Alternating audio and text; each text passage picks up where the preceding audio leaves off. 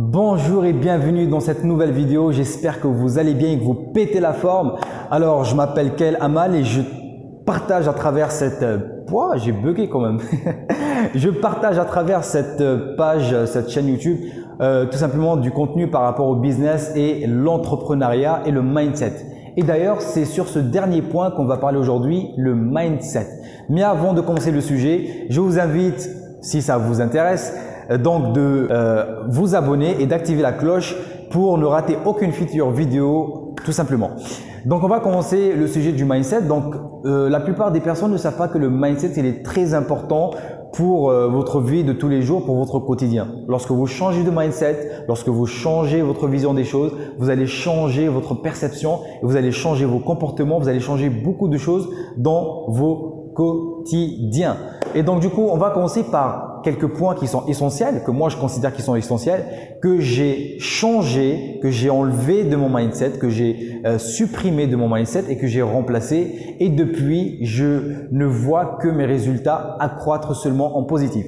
Donc alors le premier point, je vais vous poser ça en forme de question. Essayez de répondre dans les commentaires directement. Donc le premier point, c'est est-ce que vous croyez que la chance existe? Est-ce que pour vous, vous croyez en la chance? Allez-y, essayez de répondre rapidement. Moi, dans mon cas, je vous donne ma réponse, c'est un grand non.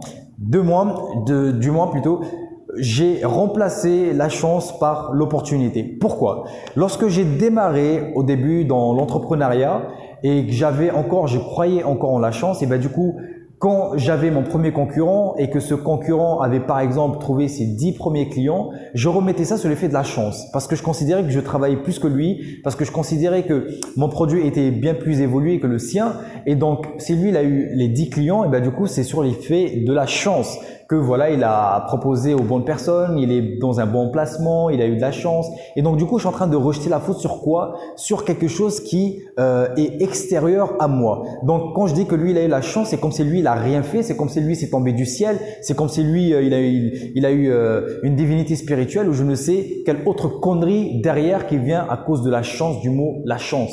Donc du coup j'ai décidé tout simplement, après m'être formé auprès de différents coachs dans le développement personnel, de remplacer le mot chance par opportunité. L'opportunité, on la crée. L'opportunité, on la provoque. L'opportunité, on la cherche. Or que la chance, non, pas du tout. Avec l'opportunité, tout a changé.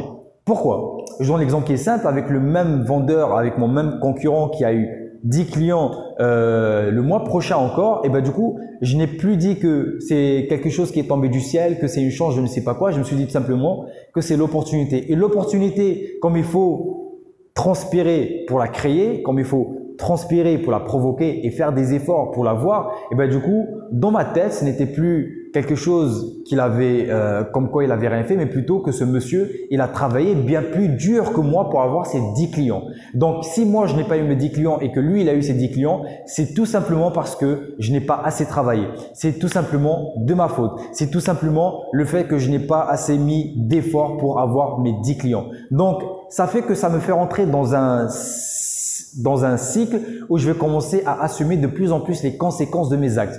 Et plus j'ai commencé à assumer les conséquences de mes actes et plus j'ai commencé à avoir des résultats et plus j'ai commencé à persévérer, j'ai commencé à donner plus d'efforts, j'ai commencé à mettre plus d'énergie pour tout simplement atteindre le niveau de mon concurrent. Donc, remplacer les amis, la chance par l'opportunité, c'est mon conseil que je peux vous donner. Le deuxième point, c'est est-ce que vous pensez que l'échec existe? Encore une fois, je vous laisse prendre le temps de réfléchir et de noter ça dans les commentaires.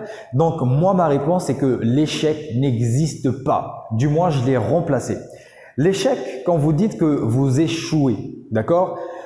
Quand vous dites que vous échouez, c'est comme si en fait, vous vous dites que c'est la fin, c'est fini, vous pouvez plus rien faire d'autre. Et la plupart du temps, excusez-moi, quand les gens ils démarrent un projet et que ça échoue pour eux et que se disent merde, j'ai échoué, ils vont directement, enfin dans la plupart du temps, ils vont directement se dire bon ok, j'ai échoué sur celui-là, ça ne marche pas, donc je laisse tomber et je vais démarrer un autre projet. Et c'est là la grande erreur parce que l'échec, comme je l'ai dit, il n'existe pas. Lorsque vous démarrez dans un business, dans un projet, que ce soit dans le sport, dans la cuisine, dans je ne sais quoi, et que ça ne fonctionne pas, vous venez tout simplement, pas d'échouer, vous venez tout simplement de vous montrer que la méthode que vous venez d'utiliser, elle ne fonctionne pas tout simplement. Ce n'est pas un échec, c'est tout simplement que la méthode que vous avez utilisée, elle ne fonctionne pas. Donc le fait de remplacer le mot échec par j'ai essayé, ça n'a pas fonctionné, je viens de me prouver que cette méthode ne marche pas, donc j'essaie une autre méthode. Ça va vous pousser tout simplement à rester focus dans le même business, dans le même projet dans lequel vous êtes déjà engagé. Ça va vous permettre d'être persévérant et de continuer et surtout d'apprendre de vos erreurs. Alors, changez le mot échec par tout simplement ce que j'ai fait n'a pas fonctionné, je viens de me prouver que j'ai fait une erreur, j'améliore ce que j'ai fait et je ne répète plus cette erreur-là. Point barre la ligne. Le troisième point que je vais vous partager les amis, je sais que là la plupart vont me prendre pour un fou, mais c'est pas grave, on est là pour ça, plus on est fou et plus on est dingue et plus on a des résultats d'ailleurs.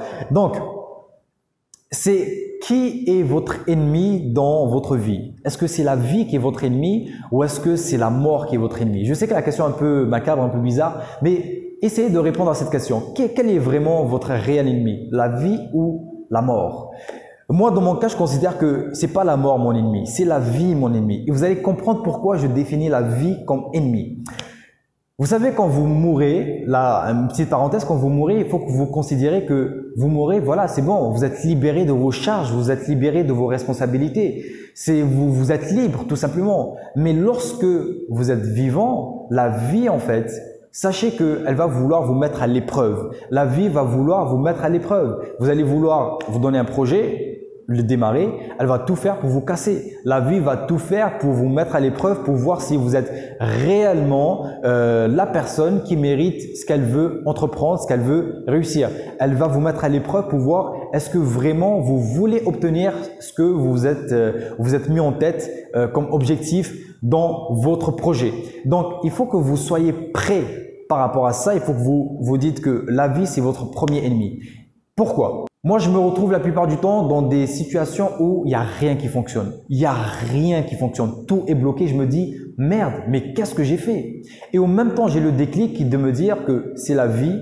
C'est la vie qui est mon ennemi. La vie veut tout simplement me mettre à l'épreuve. Elle veut me mettre des bâtons dans les roues pour voir est-ce que je mérite vraiment ce que je veux obtenir. Une fois que vous vous dites ça, vous allez voir qu'il y a une certaine énergie. Vous allez devenir comme un fou. Vous allez commencer à parler seul. La plupart du temps, moi, je le fais. Et je me fixe un coin, un endroit et je me dis, la vie, tu veux me mettre tout simplement des bâtons dans les roues. Je vais te montrer que je ne peux pas abandonner et je vais te montrer que je mérite ce que je suis en train de chercher là actuellement. Donc, c'est comme ça que vous devez réfléchir, les amis. Mettez-vous en tête que votre ennemi, c'est la vie. Mettez-vous en tête que votre ennemi, c'est la vie pour tout simplement générer en vous ce sentiment d'énervement qui va se transformer et se convertir en énergie positive et qui va vous pousser à réaliser des choses que vous pensez que vous n'êtes pas capable de faire, de vous surpasser, de faire sortir la meilleure version de vous-même en tout simplement en défiant la vie. Vous défiez la vie chaque jour, chaque matin, chaque soir, à chaque fois que vous tombez, vous vous relevez pour défier la vie et c'est votre ennemi. Je vais finir la vidéo parce qu'elle devient un peu trop longue. Donc les amis, je vous dis à très bientôt dans une nouvelle vidéo. Si cette vidéo vous a plu, alors lâchez-moi un gros like, des commentaires comme d'habitude. Abonnez-vous si ce n'est pas encore fait. On se dit à une prochaine fois. Ciao!